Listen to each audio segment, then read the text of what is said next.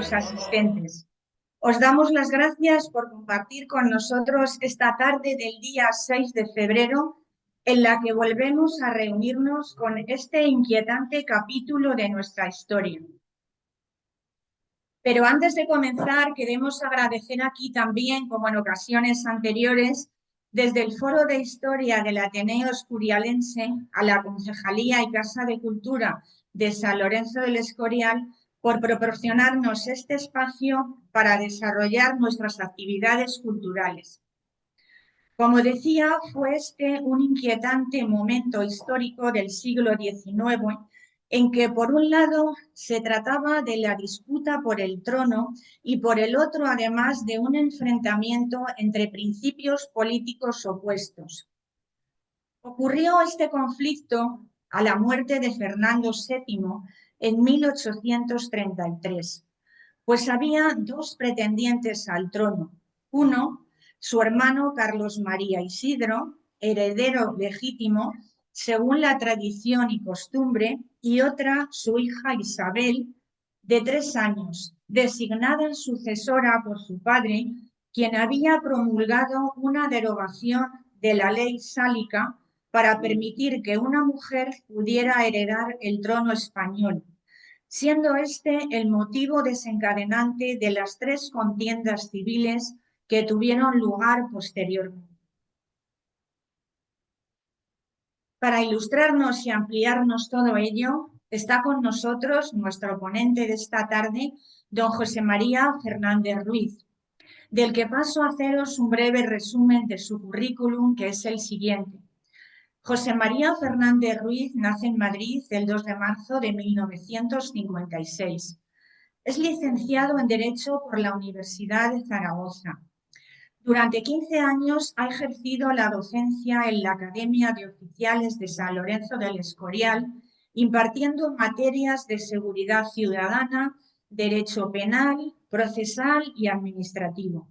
Posteriormente, de 2016 a 2021, estuvo al frente del Departamento de Asuntos Legales de la Jefatura de Enseñanza de la Guardia Civil, jubilándose en marzo del 2021 con el empleo de teniente coronel.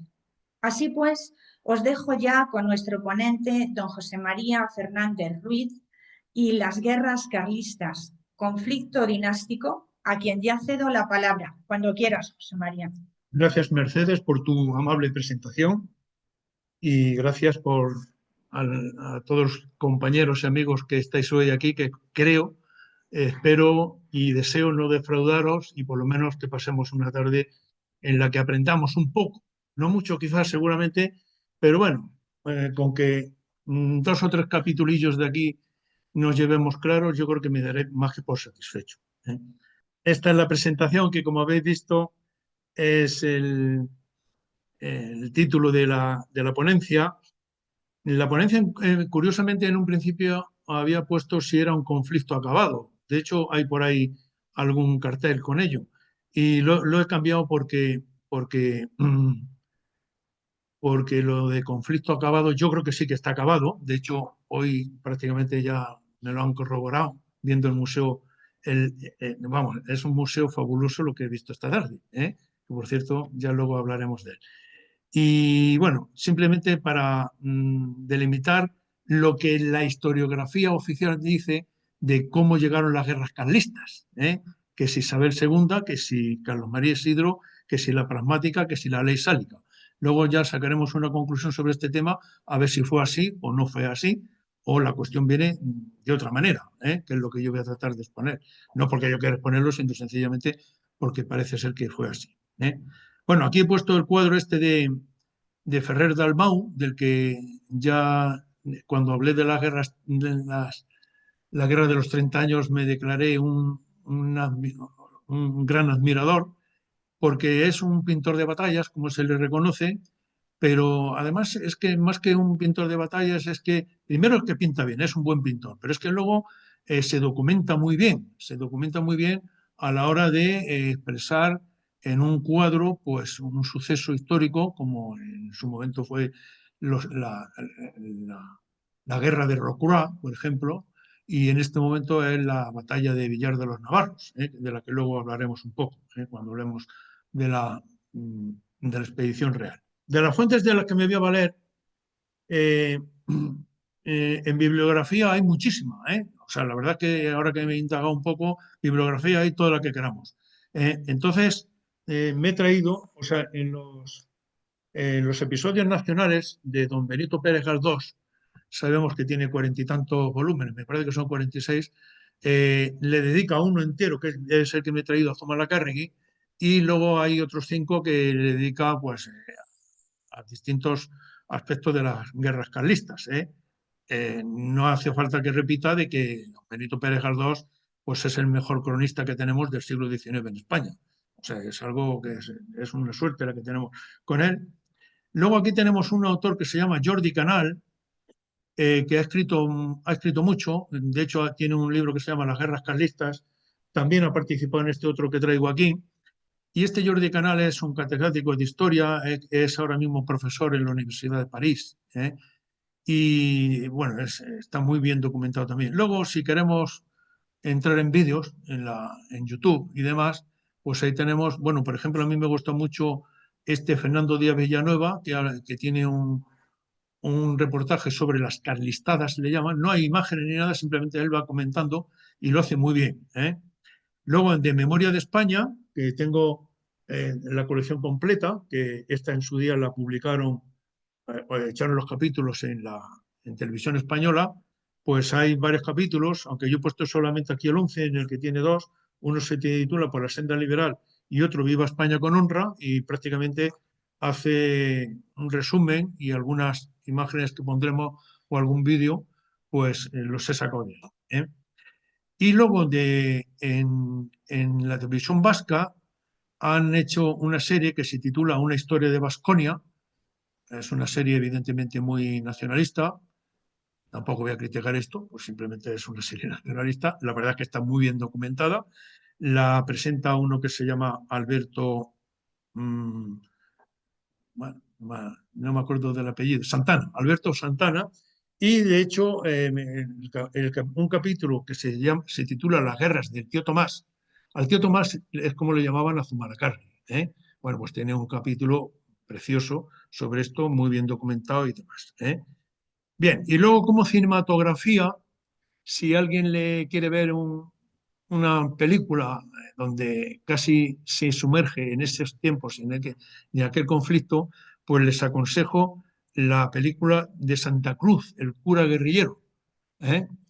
Este Santa Cruz, el cura guerrillero, evidentemente era un cura, participó en la Tercera Guerra Carlista, fue un poco especial este hombre, porque bueno, lo condenaron a muerte los carlistas, no sé, porque él iba por libre también, Y bueno, es un poco especial, pero si alguien quiere, pues le aconsejo que vea la película porque está muy bien. Además se puede ver gratis en YouTube y pone una de Santa Cruz Cura Guerrillero y sale sin mayor problema. Sigo hablando de las fuentes, que se titula Carlismo al Ilustrado. Pues aquí, bueno, es precioso porque viene cantidad de fotografías, cantidad de comentarios, un resumen muy claro del carlismo, y me ha gustado mucho. Y encima pues, me lo he traído aquí por si alguno quiere luego hasta echarle un ojo, pues aquí lo tengo.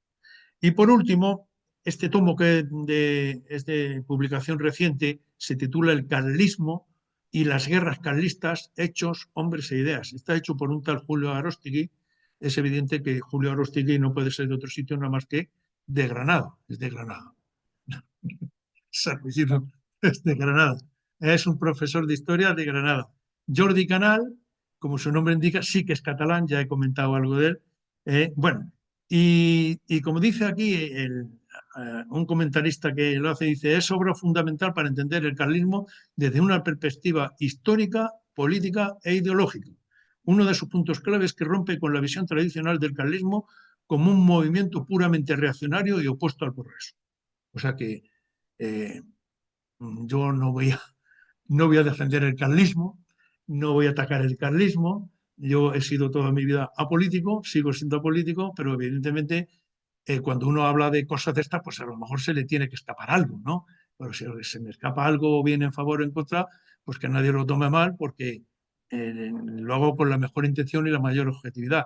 De todas formas, yo soy de la opinión que, visto lo visto, lo mejor es que cuando alguien no nos gusta en el gobierno, lo votamos y no nos liamos a tiros, ¿eh? O sea, creo que la democracia es el mejor sistema para que las cosas cambien y vayan como deben de ir, ¿eh? De todas formas, conozco bastante bien la Constitución porque me ha tocado estudiarla a fondo y creo que tenemos una buena Constitución, y si de alguna cosa puedo hablar en el ámbito político es que yo apoyo esta Constitución, pues como no puede ser de otra manera, ¿eh? Preparé esta conferencia hace poco y solamente en los antecedentes ya empleé 2 horas. Entonces, claro, recibí una bronca, pues si oye, no ha llegado ni a la Primera Guerra y ya no se empezó, ya lleva 2 horas, ya me contarás. Pero es que curiosamente lo importante, más que las guerras, es cómo se ha llegado allí, ¿eh? Y claro, parece que no, pero aunque luego en las guerras me quedo un poco corto, vaya un poco las guerras o más bien las batallas, que sepamos que lo más importante a veces cuando dos se pelean no es que se estén peleando, sino por qué han llegado a esa pelea, ¿eh? ¿Qué razones han tenido para llegar ahí? Bien, vamos a ver estos 3 aspectos del- de los antecedentes que van a ser la Revolución Francesa, la Guerra de la Independencia y Fernando VII. También tenía un capítulo dedicado a Carlos IV y Godoy, que no es poca cosa, pero es que no me va a dar tiempo. Pero vamos, el que no a lo mejor los menciono de pasada, pero vamos, que es importante, son importantes. Bien. La Revolución Francesa yo creo que tampoco, vamos, esto voy a emplear 30 segundos, ¿eh? En 1789 sabemos que se toma la Bastilla, sabemos que en un principio se quiso hacer una monarquía constitucional, el rey Luis XVI trató de escaparse, lo engancharon y en el 1793 pues le cortaron la cabeza, ¿eh? Como todo el mundo sabemos. Y luego tuvimos una época muy dura, que fue la época del terror, la época de Robespierre.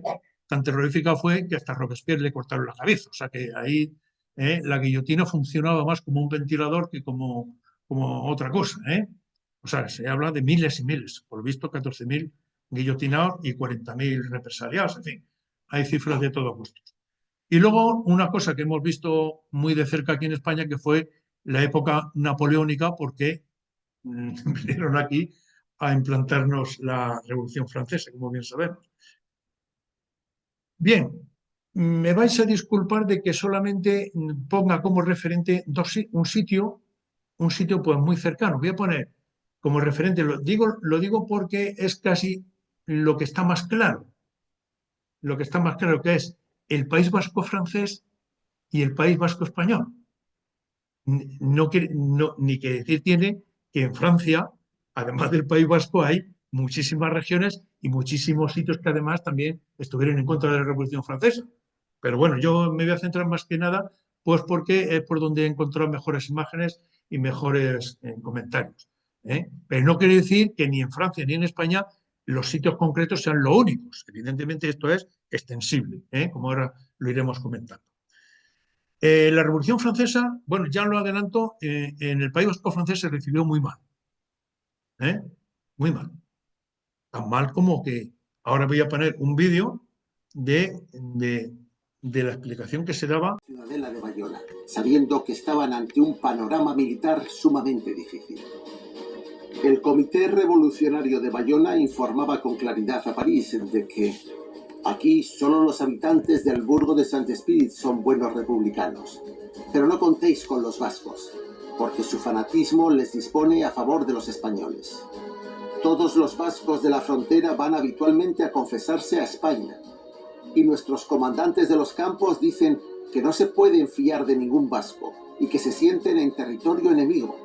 Su fanatismo religioso resultará funesto, y además sus confesores ponen todo el empeño en engañar al pueblo y presentar a nuestros soldados como unos impíos.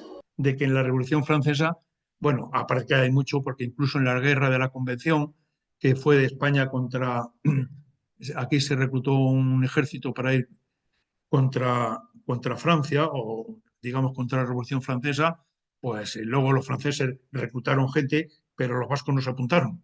Estoy hablando de los vascos franceses, ¿eh? En fin.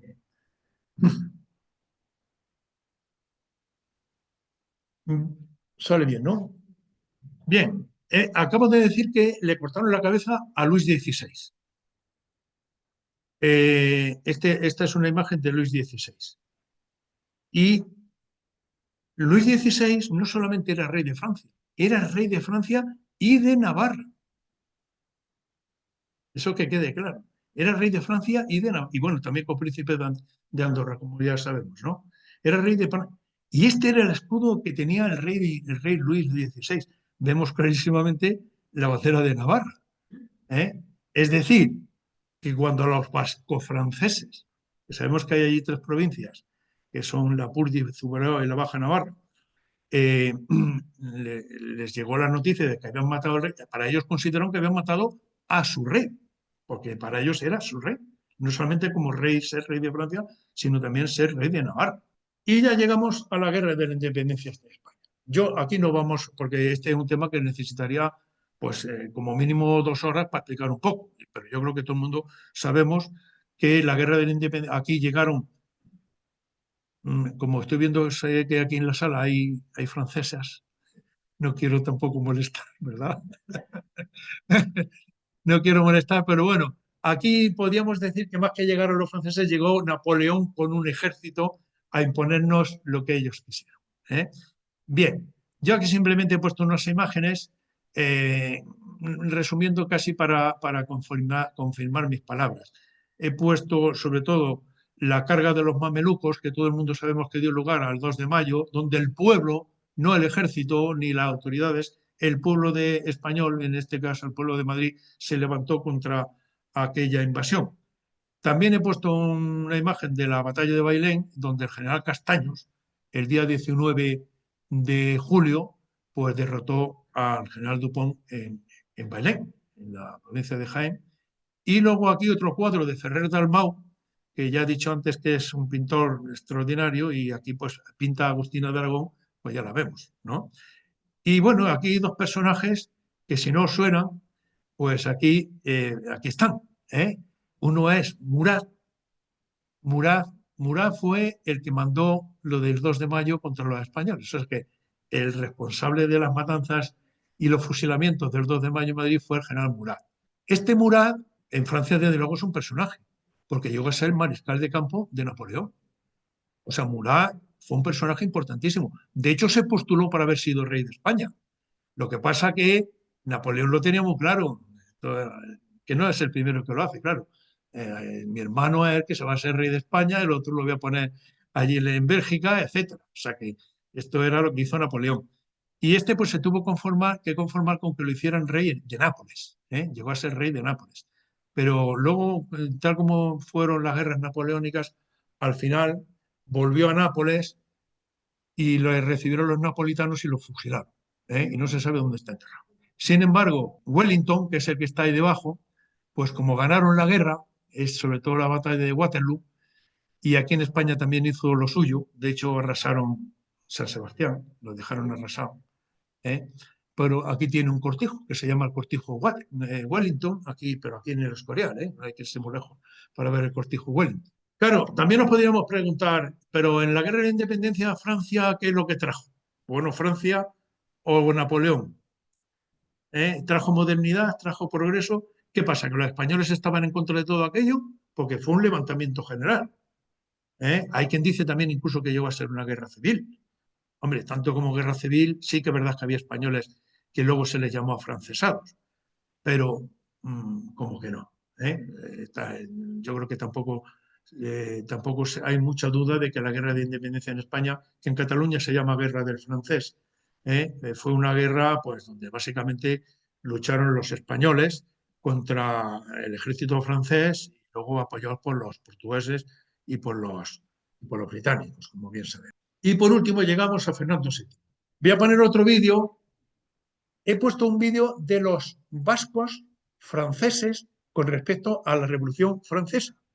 Y ahora voy a poner un vídeo de los vascos españoles con respecto a la invasión napoleónica. Un mayoritario de guipuzcoanos afrancesados, en Arrasate, los propietarios rurales El clero conservador y los representantes de los labradores de los 18 pueblos que aún no se habían rendido a los franceses formaron su propia Junta General y llamaron a la población a defender al rey, la religión y la patria.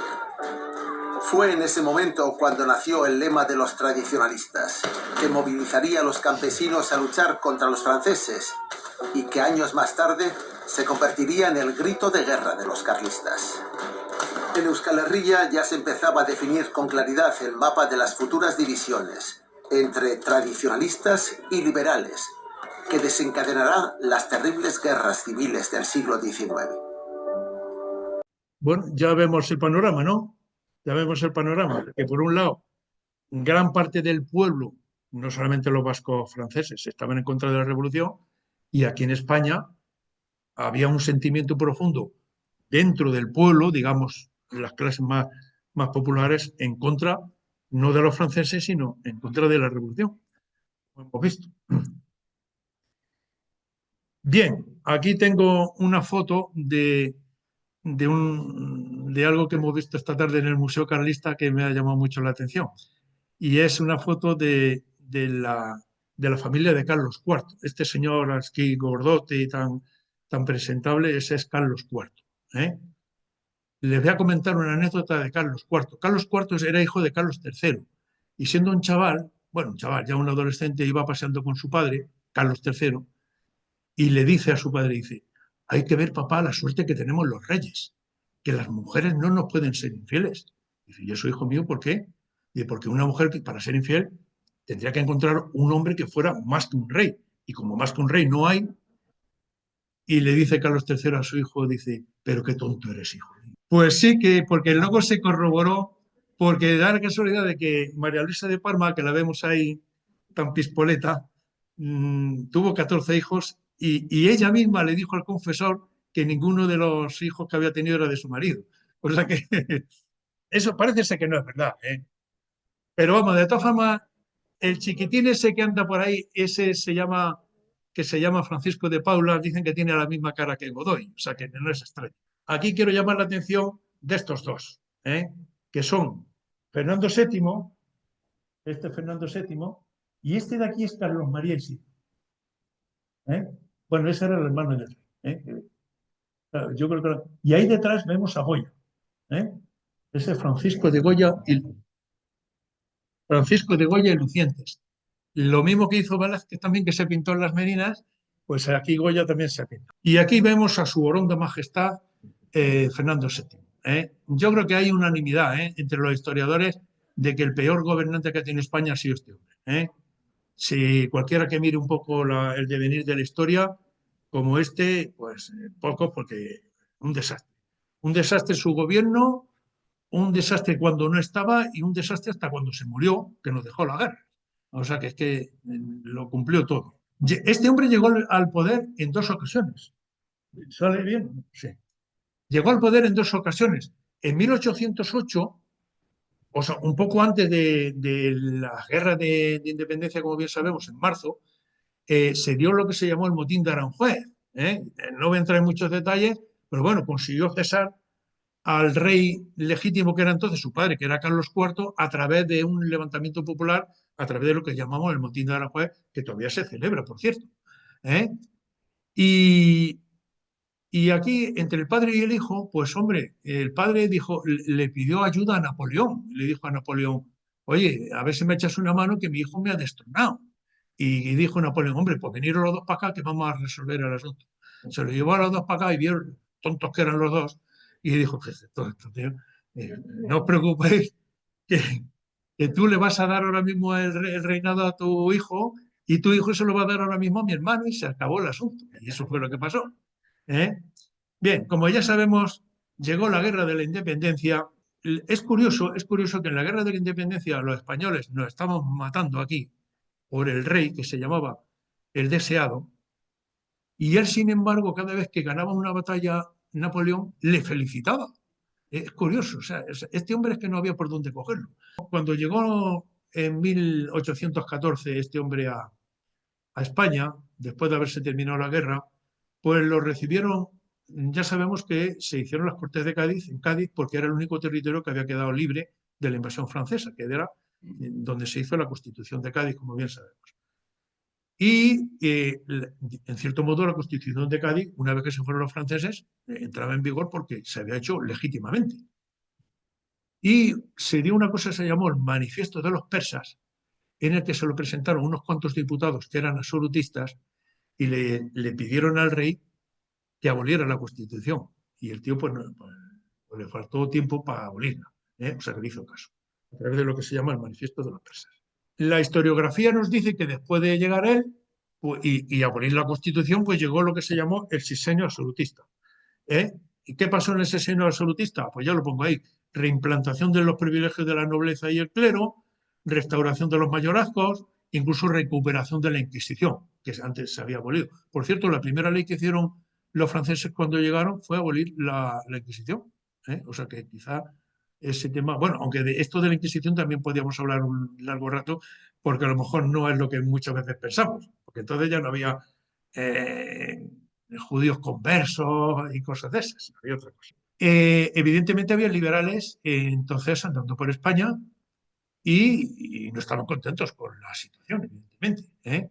Bueno, pues en esas encontramos que un teniente coronel que tenía las tropas preparadas para ir a América a sofocar ciertos levantamientos que había allí en territorios que no eran colonias, eran territorios españoles, por cierto, pues en lugar de embarcar, pues en un sitio que se llama Las Cabezas de San Juan, se sublevó y se sublevó contra el rey Fernando VII, no que quisiera destronarlo, sino lo que quería era que se restaurase la Constitución de Cádiz, la de 1812, la famosa PEPA. Y lo consiguió, al final lo consiguió. Este riego ha quedado en el devenir de la historia, mucha gente no sabrá ni quién es Riego, pero que sepáis que ha quedado el himno de Riego que llegó a ser el himno de la Primera República y el himno de la Segunda República y normalmente el himno de los liberales. Espero que salga.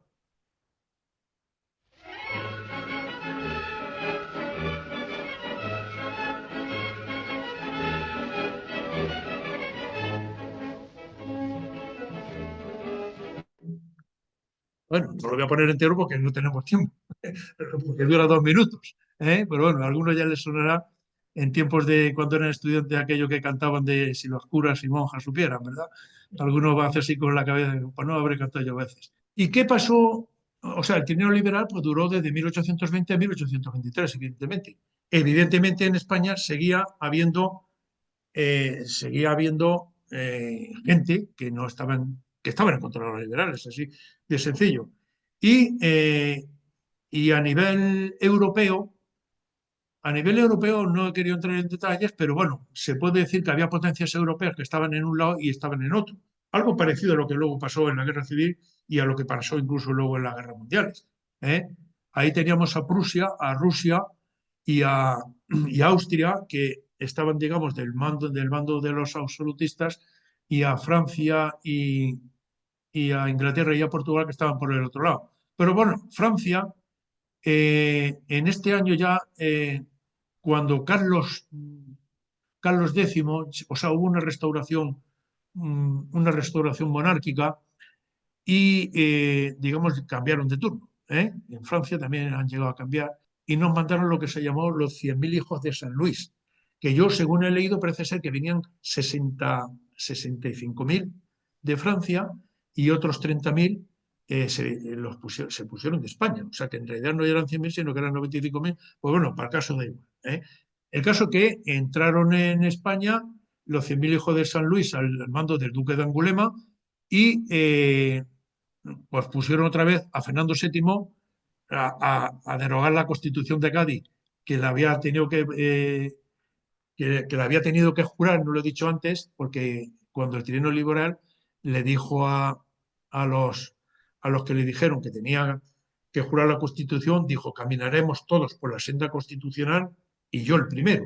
Pero ahora le da igual porque lo mismo está para un lado que para el otro y ya está. O sea que lo mismo que dijo que él iba a ir por la senda constitucional, ahora le estorbaba. Pues es que, bueno, se volvió a restaurar el absolutismo.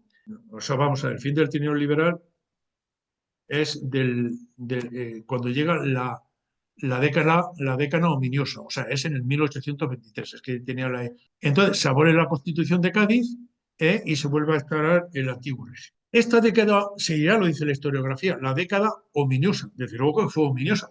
Curiosamente, quien peor lo pasaron fueron los liberales, evidentemente, porque los que no los fusilaron, pues tuvieron que exiliarse, irse a América, irse a Francia, donde pudieron. En fin, fue una época terrible. De aquí tenemos dos anécdotas, pues no dejan de ser anécdotas, porque cuando han fusilado a tanta gente, pues la verdad es que uno pues no deja de ser uno más. Pero sin embargo ha quedado alguien para la historia que ha sido Torrijos. Ahora os pondré el cuadro de Torrijos. Pero, por ejemplo, aquí también está la historia de Mariana de Pineda, que esta sí que era granadina también.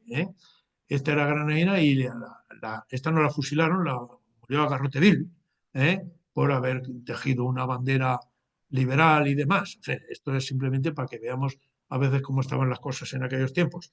Y de Torrijos, pues la verdad que no quiero perder la oportunidad de comentar un poco este cuadro, que sabemos que está en el Museo del Prado. Ha salido, ¿no? Y es un cuadro, yo cuando he pasado por ahí y lo he visto varias veces, es que impresiona, la verdad. Es un cuadro que impresiona.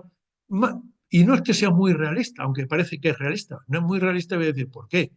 Primero porque el entorno no es exactamente el correcto, aunque fue en la playa de Málaga, pero en realidad fue en un rincón de la playa de Málaga donde no se les veía.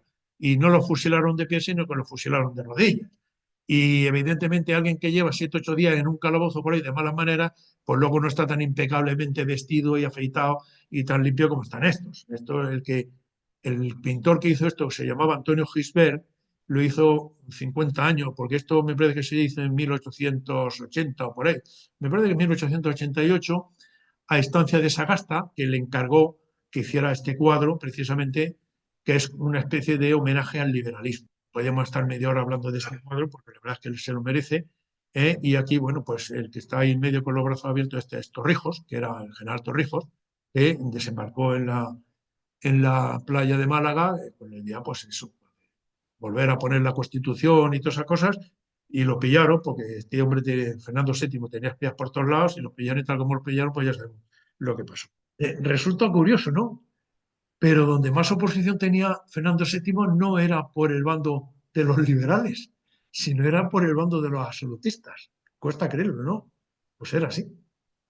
¿eh? De hecho, durante ese tiempo, pues ya había un sector que le llamaban los realistas puros, que veían a Fernando VII pues, como un blandengue, bueno, es algo increíble, ¿no? Una captura de pantalla donde, bueno, pues le echan la culpa a Fernando VII de la deriva que estaba tomando el país, que no iban bien las cosas, pero no desde el punto de vista liberal, sino desde el punto de vista absolutista. Resulta curioso. La política reformista del gobierno provoca verdadera alarma entre los absolutistas más reaccionarios, también llamados realistas exaltados, que durante el gobierno de los liberales habían apoyado al rey. ¡Hermanos todos en Cristo, escuchadme! No importa que nuestro padre haya sido agraviado. ¡La culpa es de los liberales! Los realistas exaltados se convierten a partir de entonces en la oposición más fuerte al gobierno de Fernando VII. En 1826, la rebelión de los realistas se hace fuerte en las zonas rurales, y es en Cataluña donde al calor de una revuelta de campesinos adquiere más fuerza. Aquel movimiento de rebeldía es conocido como la Guerra de los Agraviados. Entonces es cuando se oye por primera vez el grito de ¡Viva Carlos V! Esto prácticamente lo voy a resumir. Ya estamos hablando de 1833. Fernando VII se murió muy joven, con 48 años me parece que murió, o sea que tampoco, pero bueno, murió, o sea, de libro, por lo que comía, por lo que, en fin, el tío era, vamos, un vicioso de mucho. Y bueno, pues cayó en la granja, ahí que en el Palacio de la Granja que tenemos aquí cerca, cayó enfermo pues, para morirse, le dieron la extremaunción y todo, y aprovecharon, porque él ya antes de eso, ya como él quería que si acaso tuviera una hija que que pudiera ser ella la que gobernase y no su hermano, pues estaba el problema de la pragmática sanción. Sabemos que había una cosa que se llamaba la ley sálica. La ley sálica se llama sálica porque viene de los francos, no de Francia, sino de los francos. Hombre, es verdad que el nombre de Francia viene de los francos. Los francos eran una tribu germánica y dentro de las tribus germánicas que en aquellos tiempos de la caída del Imperio Romano, pues había, de hecho, los godos, estaban los visigodos, los ostrogodos, bueno, pues entre los francos estaban también los francos salios. Y los francos salios, que eran los que gobernaban, pues tenían una norma de que no podían gobernar las mujeres, ¿eh? Y por eso se llamaba la ley sálica. Y cuando llegaron a España la dinastía borbónica con Felipe V, como sabemos, pues trajeron esa idea, porque aquí en España, tanto la corona de Castilla como la de Aragón, como la de Navarra, habían gobernado mujeres. Y bien claro, con Isabel la Católica, por ejemplo, o sea, habían gobernado varias mujeres en España. Tampoco era la norma, ¿no? Pero bueno, no estaba prohibido. No estaba prohibido como pasaba con la ley sálica. Y entonces tuvo que promulgar la pragmática sanción, que en realidad lo que hacía era derogar la ley sálica para que pudieran gobernar las mujeres. Pero este hombre cayó enfermo, como ya he dicho antes, y entonces aprovecharon para que hiciera justo al revés.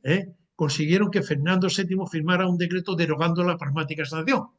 Dice, bueno, este va a morir, esta que no se entera, pues vamos a hacerlo. Eso es lo que se llamaron los sucesos de la granja. Pero este le pasaba como Rasputín, que ni pegándole tiros se moría. Y entonces, un buen día, pues resucitó y dijo, ¿qué ha pasado aquí? Y evidentemente volvió a poner la pragmática sanción y el que estaba detrás de todo el asunto, que era su hermano, pues se tuvo que exiliar a Portugal.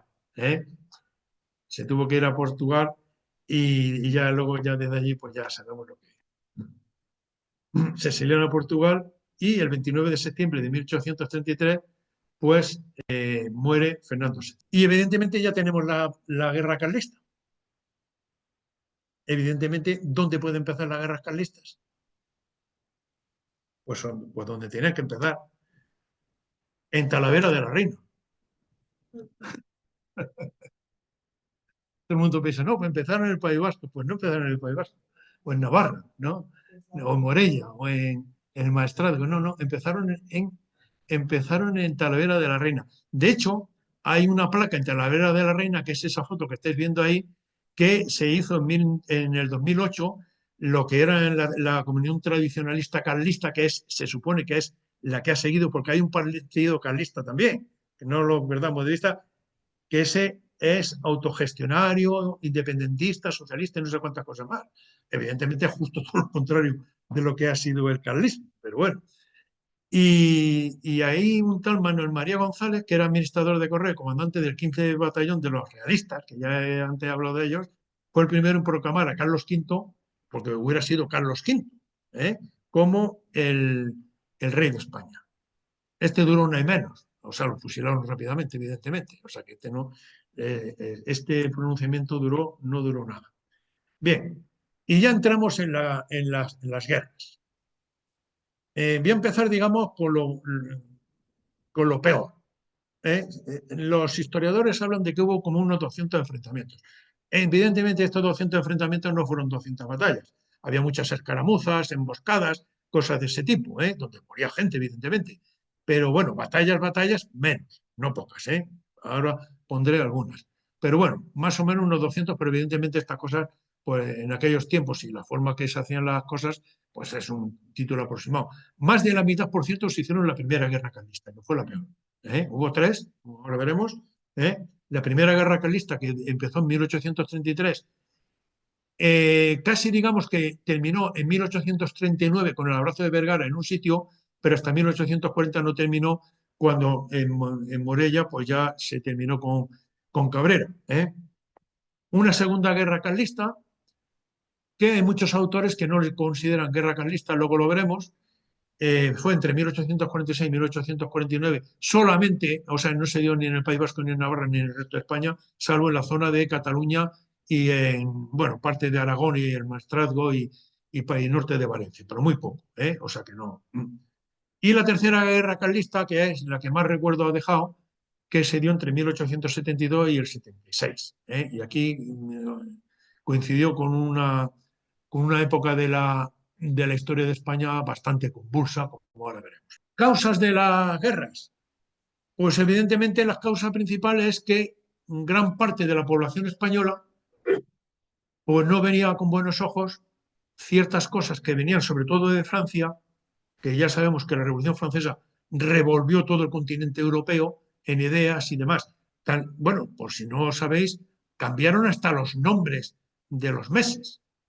O sea, ya no era abril o mayo, era brumario, el cosechario, no, cambiaron hasta los días de la semana, pasaban a ser los días de la semana, o sea, las semanas pasaban a ser de 10 días, el año empezaba en aquel año, en fin, una serie de cosas que evidentemente gran parte de la población, sobre todo con una raigambre muy fuerte, sobre todo en España, ¿en dónde teníamos nuestra raigambre? Pues en la religión, en el catolicismo. O sea, España, el Imperio Español, que quede claro que en todos los sitios donde hemos pasado los españoles no ha quedado el idioma español. Hay muchos sitios donde no se habla español, por ejemplo en Filipinas. Pero en todos los sitios por donde ha pasado España ha quedado el catolicismo. Todos los sitios donde ha pasado España, sea Guinea, sea Filipinas y por supuesto toda América y demás, en todos los sitios ha quedado el catolicismo. Es decir, que el catolicismo en España pues estaba muy arriba. Y es evidente, aunque no lo ponga aquí, lo del apoyo al campesinado y la influencia de la Iglesia es el palo principal. Bien, ya pongo aquí también que es muy simple pensar que la sociedad española estaba dividida en absolutistas y liberales, ¿no? No, había más matices. De hecho, tampoco se puede decir que los carlistas fueran exactamente absolutistas, porque los absolutistas casi pensaban más de otra manera. Y los liberales, pues había también de varias clases. Había unos que eran muy radicales, de hecho, incluso en algún momento ya eran ya los republicanos, los demócratas, que eran, digamos, más antimonárquicos, y luego había liberales que eran más moderados, con los que, digamos, la regente y la reina Isabel eran con los que estaban más a gusto, la verdad, con los liberales moderados. Bien, voy a comentar un poco lo de la influencia de la Iglesia. No sé si os ha leído ahí este redondel que he querido poner ahí, donde se ve esto es la batalla de Villar de los Navarros, que la ha pintado Ferrer Dalmau, y vuelvo a repetirte que Ferrer Dalmau es un pintor que primero que pinta muy bien y luego además se documenta. Y esta tarde me he enterado de que no está tan bien documentado porque la bandera esa no es la que le corresponde. O sea que esa bandera en aquel tiempo no la tenían los carlistas. Pero bueno, yo creo que es un error que se le puede disculpar. Lo que está claro es que ahí está la gente los soldados con sus bayonetas, con sus boinas y tal, y un fraile con el crucifijo. Está claro, ¿no? Está claro el fraile arengando a las tropas. O sea, yo creo que lo dice a las claras. No sé si saldrá este vídeo. Elekzioak. Kristau maiteak. Elekzioak. Baionetak! Baionetak eta baionetak! Eta ez besterik! Arazonen gakoa, ezpataren puntan dago! El 2 de mayo de 1872 entró en España Carlos VII para encabezar la nueva guerra carlista que ya se había puesto en marcha. Intentaba atraer a su causa a aquella parte de España que se negaba a aceptar los cambios de la revolución liberal. El pretendiente carlista prometía restaurar el orden perdido, devolver a la Iglesia su tradicional preeminencia y defender los fueros frente al centralismo de los liberales radicales. Bueno, no se ha visto las imágenes, porque estaba con subtítulos, ha hablado en euskera. Yo no sé euskera, pero puedo decir lo que ha dicho, que de elecciones nada, que aquí lo que importa es la bayoneta y basta de tonterías y a las armas y con la espada por delante. Evidentemente, si estamos hablando de la defensa de la Iglesia, también es verdad que hay defensa de la Iglesia porque hay ataques a la Iglesia. Y el ataque principal, ¿cómo se llama? el anticlericalismo.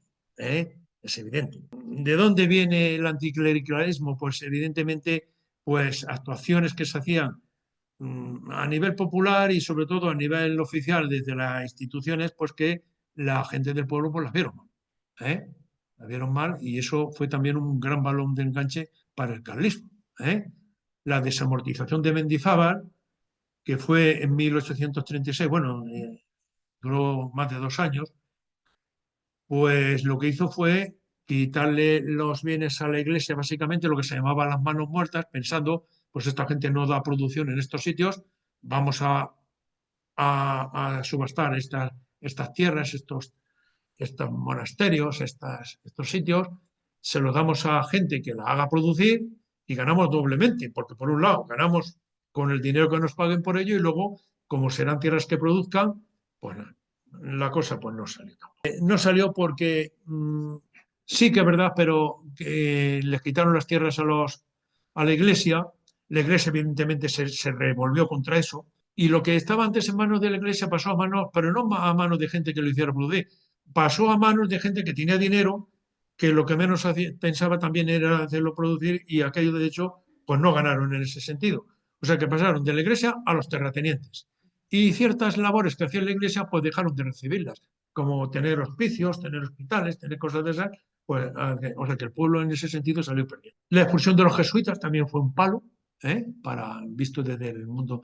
Y ya esto ya sí que ya perdón, nos vamos más hacia el norte, porque ya sabemos que fue San Ignacio de Loyola el que fundó la Compañía de Jesús, y con Francisco Javier, que fueron los grandes promotores, y en el País Vasco, incluso en España. Y bueno, el tema de los jesuitas ha dado mucho que hablar y se ha expuesto en muchos sitios porque eran incómodos para el poder. Aquí pongo una anécdota de que en 1834 hubo una epidemia de cólera en Madrid y le echaron la culpa a los frailes. Se le iban a matar frailes. Así de sencillo. A veces esta cosa, la historia la vemos y bueno, pero esto cómo puede ser. Pues sí, pues ha sido. Bien, pues llegamos a la primera carlista, a la primera guerra carlista, sin más preámbulos, porque me estoy comiendo el tiempo. Y he puesto aquí de fondo la imagen de Bilbao en el siglo XIX, porque la clave tanto de la primera guerra carlista como de la tercera guerra carlista va a ser Bilbao. Bueno, hubo muchas batallas, evidentemente. Aquí simplemente voy a comentar alguna.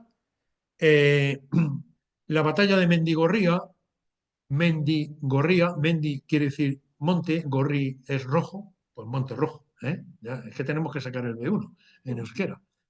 Y bueno, fue la más importante, en la que, fijaros que había 36.000 en el ejército de los liberales y 24.000 en el ejército carlista. O sea que esto no era un conflicto de poca monta. La batalla de Oramendi, que se dio en la inmediación, otra igual, Mendi, monte, y Oria es el río Oria. Bueno, eso es un monte que está cerca de San Sebastián. Y esta la ganaron los carlistas. Esto que pongo en rojo es que lo han ganado los liberales y lo que pongo en azul es que lo han ganado los carlistas.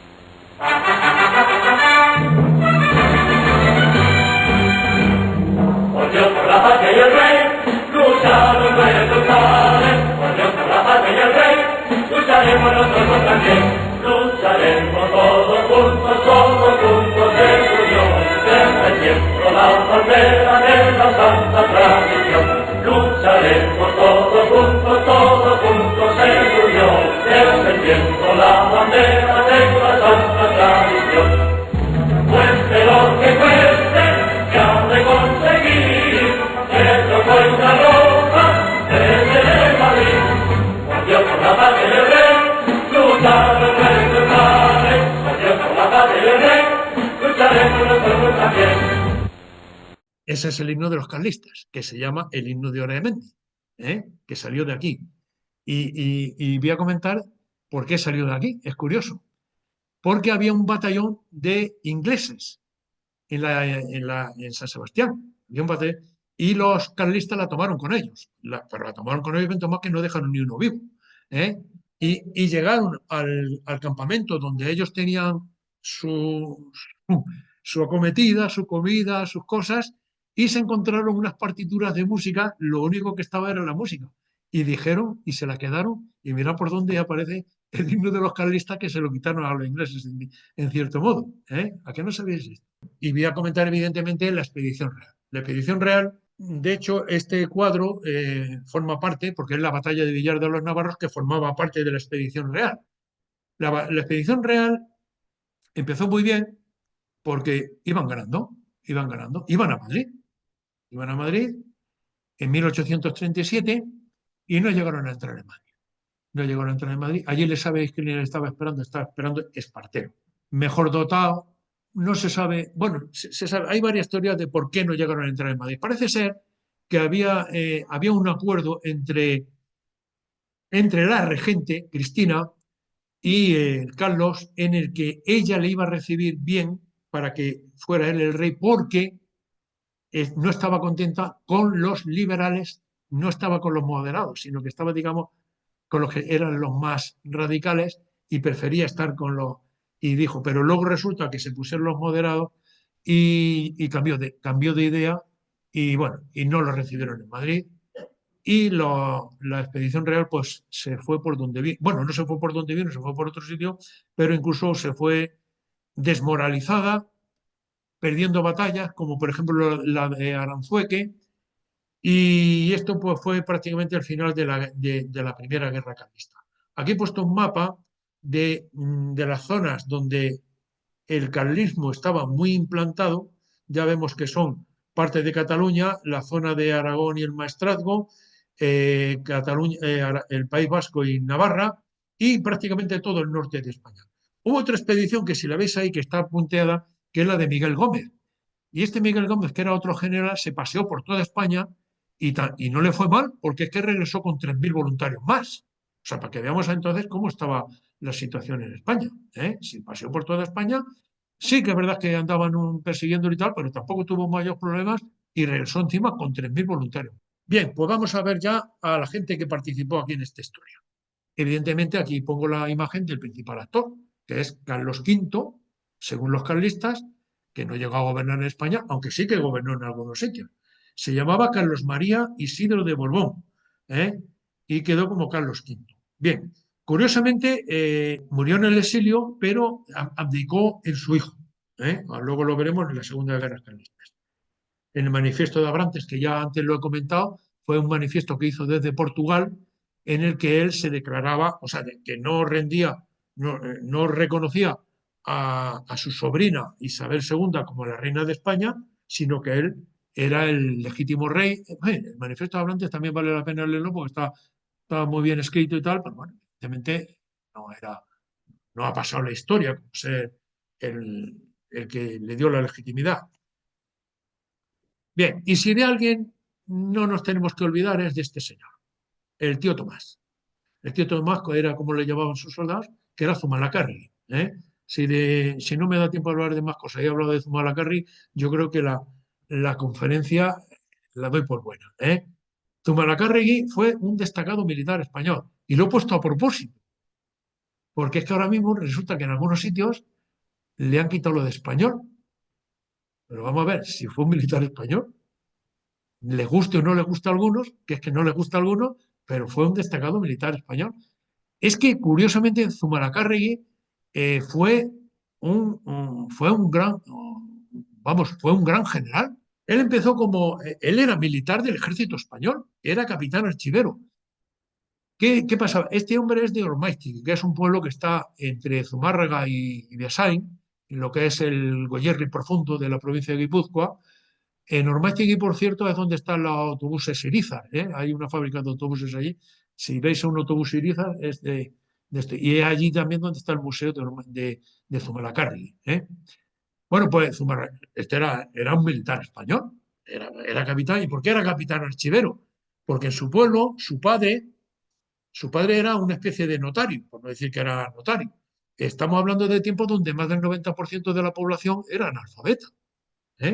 Y su padre era una familia, digamos, no digo que adinerada, pero era una familia de prestigio.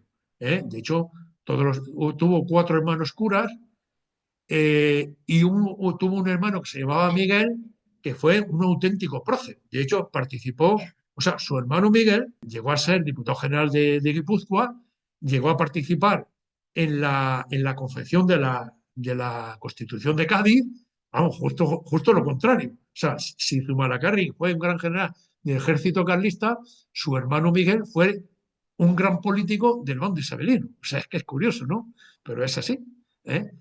Bien, bueno, como era un hombre bien leído, bien escribado y tal, pues empezó como capitán archivero, bueno, un poco más o menos tal, pero sí que parece ser que ya intervino en la Guerra de la Independencia, ya andaba por ahí haciendo emboscadas a los franceses y demás, ¿eh? Él ya se curtió en el bando militar, más que en el bando militar, en el bando guerrillero, ¿eh? Porque ya sabemos que el mundo de la Guerra de la Independencia en España fue más guerrillero que otra cosa, ¿eh? Llegó a ser coronel en 1829 y en 1832 lo mandaron como gobernador militar al Ferrol. O sea que es evidente que siempre andaba por toda España, ¿eh? Es curioso que no se llevan tan mal con su hermano, a pesar de que estaban en bandos tan enfrentados, que de hecho una hija que bautizaron en Pamplona, ya no me acuerdo si era una hija de él o de su hermano, pues el otro fue el padrino, ¿eh? No me acuerdo, me parece que era de su hermano Miguel y él el otro, o sea que estaban en plena guerra y no se llevaban tan mal como buenos hermanos que eran. Y murió en Cegama. Me he traído porque es muy bonito. Leer a este hombre, a Pérez Galdós, es un lujo, ¿eh? Y me he traído aquí un par de frases de cómo describe la muerte de Zumalacárregui, don Benito Pérez Galdós. Dice: no bien amanecido el día de San Juan, los señores Grediaga y Gelos extrajeron la bala, haciendo gran carnicería en la pierna del héroe. Terminada la cruel operación con relativa felicidad, creyóse conjurado el peligro. Puesta la bala en una bandeja, le fueron mostrando de casa en casa. Fray Cirilo propuso enviarla a don Carlos, a don Carlos era el rey, como presente histórico que su majestad tendría en gran aprecio. Pero ay, estas alegrías duran poco. No eran las 8 cuando el héroe fue atacado de un temblor convulsivo. Acudieron los médicos, la familia. Con medias palabras, pues enteras difícilmente podía pronunciarlas, don Tomás, conservando su entereza moral, les dijo que se moría y ordenó se hiciese pronto lo conveniente al caso, que es evidentemente confesarle y darle la extremaunción. A las 10:30 dejó de existir el gran hombre, alma y brazo de la monarquía absoluta, la causa que por él y con él vivió, con él murió. Aunque el ideal carlista no había adquirido el santo reposo, enterrado fue con los huesos de Zumalacárregui bajo las losas de la iglesia parroquial de Cegama. Y es que algunos muertos descansan y otros no. No lo he comentado, pero Zumalacárregui estaba en un balcón en el sitio de Bilbao, porque estaban tratando de tomar Bilbao, y una bala perdida, porque parece ser que fue así, una bala perdida, le dio en la pierna derecha, por la parte de atrás de la pantorrilla, que tampoco le dio en un órgano vital. Pero trataron varias veces de quitársele la bala, en fin, que no pudieron, y vieron que al final pues lo trasladaron a duras penas, que él quería que lo llevasen a un curandero de su pueblo. Cegama está al lado, por cierto, del Maqui. Y en el trayecto, pues bueno, al final la herida se le fue infectando y al final parece ser que lo que murió fue de una septicemia, porque a lo mejor hubiera sido que lo amputasen la pierna, como bien nos ha dicho hoy Javier, pero bueno, al final hubiera sido un general. De hecho, posiblemente hasta habrían ganado la guerra, porque de hecho el hecho de la pérdida de Zumalacárregui, pues para el carlismo pues fue un golpe terrible. Dice don Benito que unos muertos descansan y otros no. Este evidentemente no descansa porque hay museos. Hay un museo muy importante en Normaitegui, precisamente en el caserío de su familia. Tiene muchas calles por toda España. De hecho, aquí en Móstoles, por ejemplo, hay Avenida Zumalacárregui. Una de las principales calles de San Sebastián es también la Avenida de Zumalacárregui, etc. Y bueno, pues no voy a entrar en más porque, bueno, ya digo que se me faltaba por decir que Zumalacárregui se estudia en las academias militares, porque fue un gran táctico militar. Si hablamos en algún momento de técnicas militares y demás, Zumalacárregui consiguió hacer de unos desarrapados por ahí que andaban, que no sabían ni ponerse la boina, y consiguió hacer un ejército regular que le dio muchos quebraderos de cabeza al ejército isabelino. Bien, aquí tenemos a un tocayo mío, pues digo porque yo me llamo Fernández y todo el mundo se piensa que este hombre se llama Espartero, pero se llama Fernández Espartero. Joaquín Baldomero Fernández Espartero.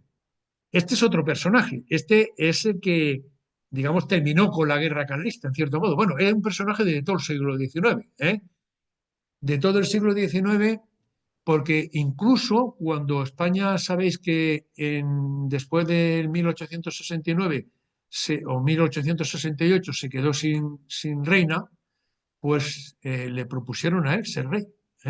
A Espartero se lo propusieron. Lo que pasa es que él declinó, no quiso ser rey, pero se lo propusieron. Bueno, este hombre, digamos, es un puntal de todo el siglo XIX. De hecho, fue regente desde el año 40 al 43 también. Y antes he hablado de que la historia a unos se lo recuerda y a otros no. ¿Este tiene calles o no tiene calles? ¿Hay plazas por ahí? Este era el príncipe de Vergara.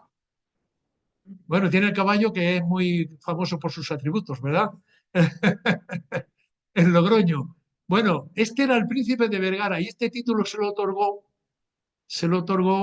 Amadeo de Saboya. Este es un título que ya no existe, pues ya caducó, pero si oímos hablar del príncipe de Vergara, en realidad era Espartero. Y en Madrid hay una de las avenidas principales que se llama Avenida Príncipe de Vergara. O sea que este otro, que también la historia lo tiene también. Y pasamos a ver a otro personaje importantísimo, que es Cabrera. Cabrera era catalán, Era catalán. Bueno, Cabrera, la historia lo ha conocido como el tigre del Maestrat. Este operó en la zona de Aragón, Aragón, Cataluña, Levante más bien Castellón y demás. Fue un verdadero quebradero de cabeza también para el ejército isabelino, Cabrera. Pero bueno, Cabrera casi pasa más a la historia por ciertas anécdotas. Y aquí os he puesto un cuadro del fusilamiento de una mujer. Es que fusilaron a su madre. Es que uno puede pensar, ¿se puede hacer algo así? Su madre tenía 60 años. O sea, le dijeron, o te rindes o fusilamos a tu madre. Y la fusilaron. O sea, es que es algo, para que veamos a veces las guerras, a qué punto de crueldad, de inhumanidad pueden llegar, ¿no? ¿Cómo se puede pensar hacer algo así, ¿no? Bueno, pero es que este tampoco se quedó corto, Las cosas como son. Es que este luego tenía por allí 4 mujeres que también las mandó a fusilar y una por lo visto se iba a casar con ella. O sea, que es que, esto de las guerras es algo increíble, ¿no? Bueno, y este también tiene calles, Como era de Tortosa en Tarragona, como bien sabemos, hay una plaza de Cabrera. O sea, que si vemos alguna plaza o alguna calle de Cabrera por ahí, bueno, hay muchas que son de Cabrera, pero no son de este. Pues este se llamaba Cabrera y Griñó, y hay otros Cabreras que no son Cabrera y Griñó. Y aquí tenemos una foto de una cosa que es histórica, que es el abrazo de Vergara. El abrazo de Vergara, el convenio de Oñate, abrazo de Oñate, se llama de muchas maneras. Esto se dio en 1839, con lo cual ya estaba todo. O sea, fijaros que llevamos 7 años de guerra, Y si son capaces de fusilar a la madre de uno, imaginar lo que podían hacer con los demás. O sea, la guerra fue terrible. Y cuando digo terrible es 400.000 muertos. 400.000 muertos cuando había aproximadamente unos 10 millones de habitantes, pues compararlo con otros tiempos. O sea que fue terrible. Terrible en todos los sentidos. Luego pondré las consecuencias. Bueno, pues este fue el abrazo de Vergara que terminó en 1839 con parte del conflicto porque Cabrera siguió hasta 1840. Fue el abrazo que hicieron entre Maroto y Espartero, el convenio de Vergara.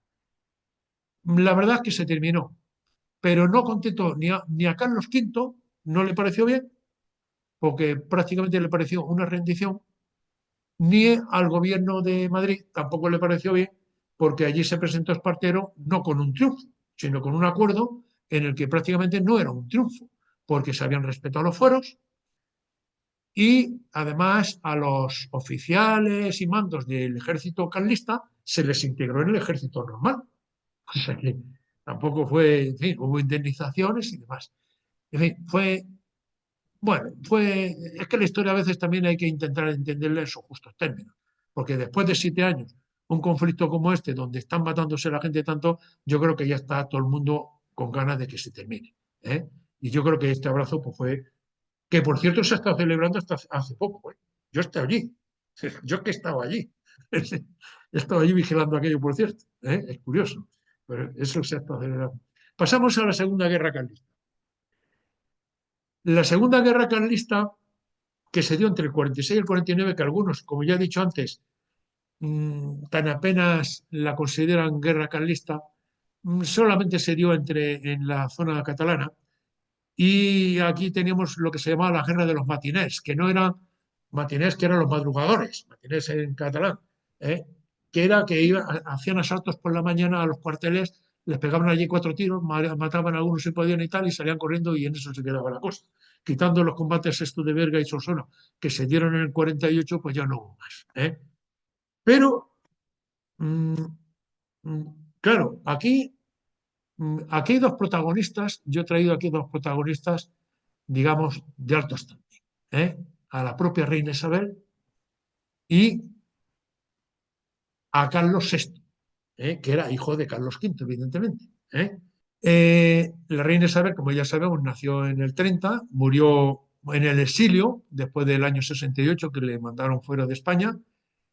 ¿Y por qué los he traído? Porque en realidad aquí lo que se trató es de que se casase para terminar con las guerras. Dijeron, si casamos a Carlos VI, que es mi hijo, con la reina, que por cierto son primos, pues se terminó el tema dinástico. Parece ser que la que no quiso fue la reina. Bueno, el que no quiso por lo visto fue Espartero. Pero bueno, la historia por ahí anda de que si la reina le parecía que era bizco, porque por lo visto este era bizco. Y luego, curiosamente, la reina se casó con otro primo suyo, que ya sabemos que le llamaban en Madrid Paquito Natillas, que era Francisco de Paula, que era homosexual más que declarado. O sea, que no es decir que no, o sea, no es una cosa que estaba más que declarado el hijo de la... Bien, y pasamos a la última guerra carlista. Vuelvo a poner la foto de Bilbao, porque ni en la primera guerra carlista cayó Bilbao, ni en la segunda guerra carlista cayó Bilbao. ¿Y por qué insisto tanto en lo de Bilbao? Porque es que, claro, estas guerras que tenían un rey, que tenían un ejército, que tenían una institución, es que lo tenían todo, es como si hubiera sido un país, tenían de todo, tenían hasta sellos, hasta monedas, tenían de todo. Querían presentarse ante el mundo pues como un conflicto, digamos casi, entre 2 naciones, o 2 formas de entender la misma nación, perdón. Y una de las cosas que necesitaba es tener un sitio desde donde, digamos, comerciar como Dios manda. Y necesitaban el puerto de Bilbao, que era el fundamental. El puerto de Bilbao, donde poder mercadear y sobre todo donde recibir provisiones, sobre todo de armas. Pero el puerto de Bilbao no lo consiguieron en ningún momento. Bueno, ¿sabéis cuándo lo han conseguido el puerto de Bilbao? En la guerra del 36. Que también hay algunos que lo califican como la cuarta guerra carlista. Yo hasta ahí no voy a llegar, pero bueno, no voy a llegar porque nos vamos a quedar en estas 3 y tampoco voy a hablar sobre ello. Mercedes, no tomes nota que no voy a hablar sobre eso. Aquí hay un bando en el que se insta a la gente a levantarse. Dice, a las armas, pues, valientes y heroicos navarros y provincianos, y muy pronto, ciñendo en vuestras sienes el laurel de la victoria, asegurará para siempre vuestros venerados fueros y a la par la verdadera felicidad de nuestra patria. ¡Viva la religión! ¡Viva España! ¡Viva Carlos VII! Ya veis, Dios, patria, rey. Abajo el extranjero. Esto ya no, parece que nos queda muy bien qué pasa aquí con este extranjero. ¿Quién es el extranjero? Vamos a ver quién es el extranjero. ¿Sabéis? Como he dicho antes, en el 1868 se dio una cosa que se llamó la Revolución Gloriosa, en la que el almirante Topete, por cierto, que fue, digamos, el que más, digamos, se hizo visible en esta rebelión militar, pero aquí quien llevó la batuta fue el general Prim, el general Prim, que era de Reus. Por cierto, ha sido un magnífico general en todos los sentidos y un magnífico político. Lo digo, si a veces digo que no me pronuncie con algunas cosas, pero a las cosas hay que reconocer que Prim fue un magnífico político y un magnífico general también. Bueno, pues la reina se tuvo que ir. Y en 1869 se hizo una constitución que se parece muchísimo a la que tenemos ahora, salvando los 100 años de diferencia, evidentemente, porque se declaraba una monarquía constitucional. Y una monarquía constitucional es en la que el rey reina, pero no gobierna. En fin, se declaraban en la soberanía nacional, antes la soberanía era compartida, a veces tal. Una serie de cosas que, bueno, hacían una constitución, digamos, muy democrática. Pero resulta que la reina se había ido. O sea, resulta que somos una monarquía constitucional y no tenemos un monarca. Pues hay que buscar uno. Y se pusieron a buscar uno. Curiosamente, ya he dicho antes, que se lo ofrecieron a Espartero y declinó. Bueno, pues qué buen momento para que los carlistas digan, pues aquí estoy yo, que soy legítimo y tal. Tenía muchas papeletas, ¿por qué no? Tenía muchas papeletas el que ya podía ser Carlos VII. ¿Y por qué no fue Carlos VII? Pues os lo voy a decir. Porque Prim, que era el que llevaba la batuta, dijo que Borbones ni en pintura. Eso es una frase para la historia. El general Prim dijo que Borbones ni en pintura.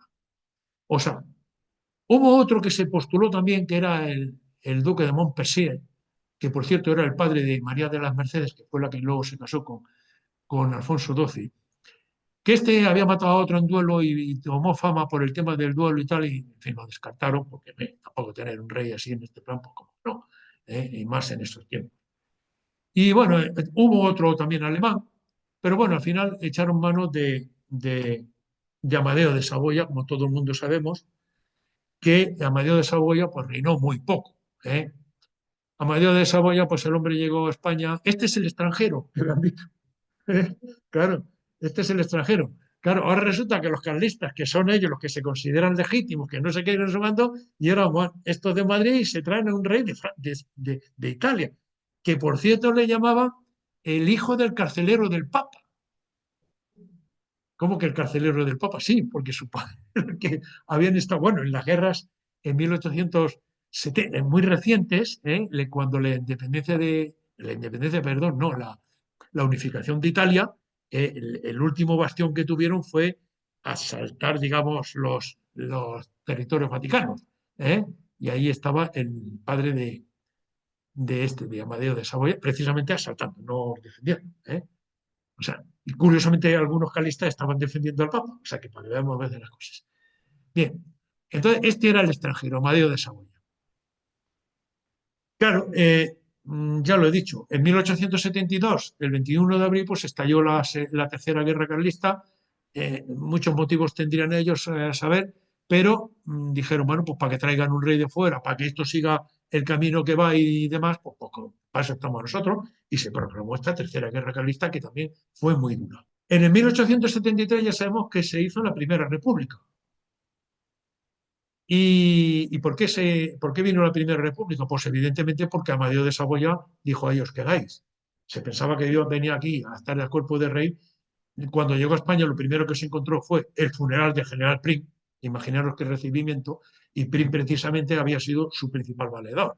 O sea que aquí en España no tenía apoyo ninguno y se fue, y bueno, ya murió en Italia, que el hombre pues aquí dijo: ahí os quedáis. Y España pues se quedó sin rey y se proclamó la República.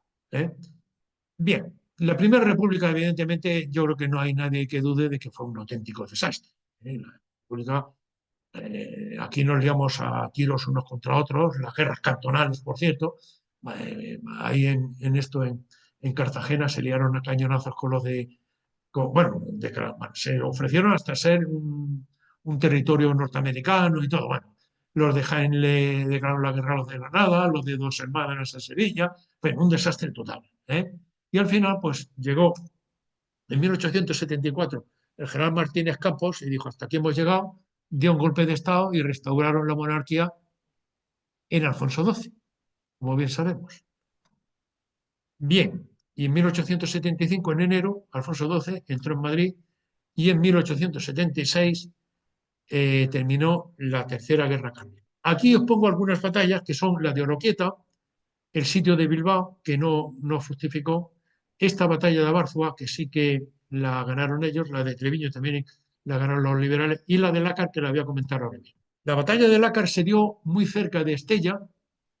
Estella era la capital de los carlistas, por cierto. Claro, aquí se daba una situación un poco especial, porque claro, les quitaban los argumentos a los carlistas, les decían, vamos a ver, vosotros decís Dios, patria y rey. Oye, yo soy tan católico como vosotros. No solamente soy tan católico como vosotros, es que encima el Papa, ¿sabéis qué Papa era? Que me he enterado esta tarde. Pío IX. Pío IX, Pío IX. Es que en Granada hay unos pasteles que se llaman Pío IX, precisamente por eso. Bueno, pues el Papa Pío IX había reconocido la legitimidad de Alfonso XII. Y resulta que los carlistas el tema este lo tenían muy serio. Entonces, dice, vamos a ver, yo soy católico, defiendo a España y encima